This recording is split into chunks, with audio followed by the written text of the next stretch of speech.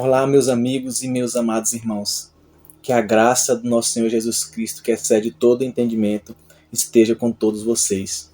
Hoje nós estamos aqui para aprendermos com o Senhor mais uma vez sobre o deserto, né? Em vídeos anteriores nós aí aprendemos algumas coisas a respeito das dificuldades, provações e o deserto, né?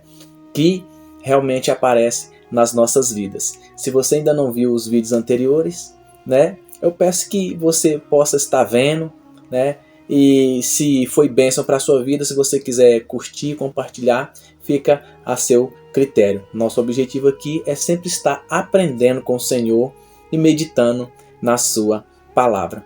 Eu quero aqui, nesse vídeo, estar compartilhando com os irmãos e todos vocês a respeito de alguns homens de Deus que passaram por dificuldades tremendas, que passaram por desertos tremendos, né, irmãos?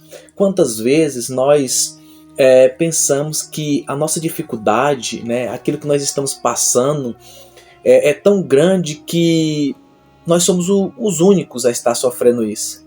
Às vezes nós chegamos até a pensar que não existe outras pessoas que estão passando aquele deserto, aquela dificuldade pela qual nós estamos passando.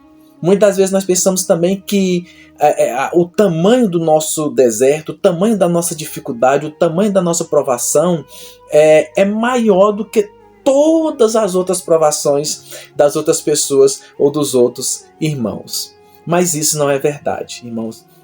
Nós podemos observar aqui, olha só que interessante, lá em Hebreus capítulo 11, que é considerado ali o capítulo da galeria dos heróis da fé, lá no versículo 35 está escrito assim, na parte B, não aceitando, uns foram torturados, não aceitando seu livramento para alcançar uma melhor ressurreição.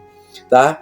No versículo 36, e outros experimentaram escárnios, açoites e até cadeias e prisões. Outros foram apedrejados, serrados, né? Tentados, mortos a fios de espadas. Eu quero que os irmãos atentem a esse versículo 35 aqui na parte B, que uns foram torturados, mas eles não aceitaram seu livramento. As pessoas deram opção de livramento para eles, mas eles disseram, não, nós não queremos serem livrados. Eles decidiram ser torturados por amor ao testemunho de Jesus Cristo.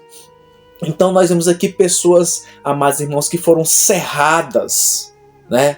Pessoas que foram torturadas, sofreram escárnios, foram mortos a fios de espada, tá? E quantos de nós, às vezes, no nosso ego, pensamos que essa dificuldade que nós estamos passando é maior do que a das outras pessoas, dos outros irmãos. E isso não é verdade, meus amados irmãos. Nós podemos ver também o exemplo do nosso irmão Jó. Quem conhece a história sabe o que aquele homem de Deus passou, né? Irmãos, ele sofreu ali de uma, digamos assim, de uma enfermidade que cobriu todo o seu corpo. Lá em Jó fala que da planta dos pés até a cabeça ele foi atingido e que ele pegava alguns cacos de telha para poder ali, não sei se coçar as suas feridas ou tirar as cascas. Pensa numa situação dessa, todo o seu corpo ferido. E aí no momento ali de dificuldade, os seus amigos chegam e ele pensa, vou receber consolo dos meus amigos. Não, os seus amigos o acusam. E aí Jó perde também todos os seus filhos ali também. E irmãos, as coisas começam só a piorar. E ali no momento de dificuldade ele pensa que a sua esposa vai apoiá-lo. E sabe o que ela fala? Você está vendo essa situação que você está passando? Amaldiçoa Deus e morre. Olha só a situação que esse amado irmão passou. Uma dificuldade que eu penso, irmãos, não sei se nós, nos nossos dias hoje, conseguiríamos suportar tal situação que Jó suportou. Mas ele saiu vitorioso porque Deus deu a vitória para ele. Glória a Deus por isso. Nós podemos também pegar o exemplo do nosso irmão José. Imagina ali, irmãos, ele tem um sonho, conta para seus pais não acreditam nele e ele fica frustrado com aquilo.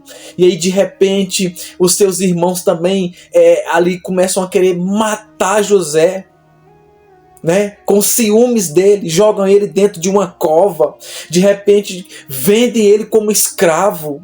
Daqui a pouco ele vai para um lugar onde ele vai ser jogado em cadeias, em prisões. Mas ele continuou firme, adorando e servindo ao Senhor. Nós podemos ver aqui também, irmãos, o exemplo de Paulo. Lá em 2 Coríntios, capítulo 11, olha só o que está escrito, o que Paulo passou na sua vida. Ele diz assim, eu sofri muito mais em açoites, mais do que todos eles, em prisões, e muito mais do que todos eles também em perigo de morte. Recebi dos judeus 50 quarentenas de açoites menos uma. 3 vezes eu fui açoitado com varas, 1 vez apedrejado, 3 vezes sofri naufrágio, 1 noite e 1 dia passei sobre o abismo. Em viagem, muitas vezes em perigos de rio, perigo de salteadores, perigo da minha nação, perigo das outras pessoas que queriam torturar Paulo, queriam prender Paulo. Então um homem que foi açoitado, um homem que foi dado como morto, um homem que sofreu um naufrágio, que passou tantas dificuldades. E lá no capítulo 12, no versículo 7, ele fala que Deus ali, irmãos, permitiu um espinho na carne de Paulo, a saber, um mensageiro de Satanás para me esbofetear, a fim de eu não me exaltar. A qual, no versículo 8, ele fala, no capítulo 12, ele fala assim, eu orei a Deus 3 vezes para que Deus pudesse tirar isso de mim, se desviasse de mim. Mas o Senhor falou assim, a minha graça te basta, porque o meu poder se aperfeiçoa na sua fraqueza. Olha só o que Paulo passou, olha só o que Jó passou, olha só o que José passou, olha só o que Jesus Cristo passou por nós, meus amados irmãos. É difícil, irmãos, falar. Às vezes nós passamos por dificuldade e pensamos que os outros irmãos não passam por aquilo que nós estamos passando. Mas isso não é verdade. Devemos continuar seguindo em frente. Como diz o apóstolo Paulo lá em 2 Timóteo, capítulo 4, versículo 7, se eu não me engano. Diz: eu combati o bom combate, terminei a carreira e guardei a fé. Devemos continuar combatendo esse bom combate. Nós devemos completar aquilo que Deus colocou em nossas mãos e devemos guardar a nossa fé. Aquilo que de mais importante para nós, irmãos, guardar a nossa fé nas Escrituras, em Jesus Cristo. Quero encerrar esse vídeo hoje com a frase do Dr. Myles Munroe. Ele diz assim: o conhecimento deve sempre anteceder a ação. O conhecimento deve sempre anteceder a ação. Se vamos fazer algo, irmãos, se desejamos fazer algo, se desejamos agir, devemos pensar primeiro, planejar, buscar o conhecimento de Deus para as nossas vidas. Que Deus abençoe a todos vocês, em nome de Jesus.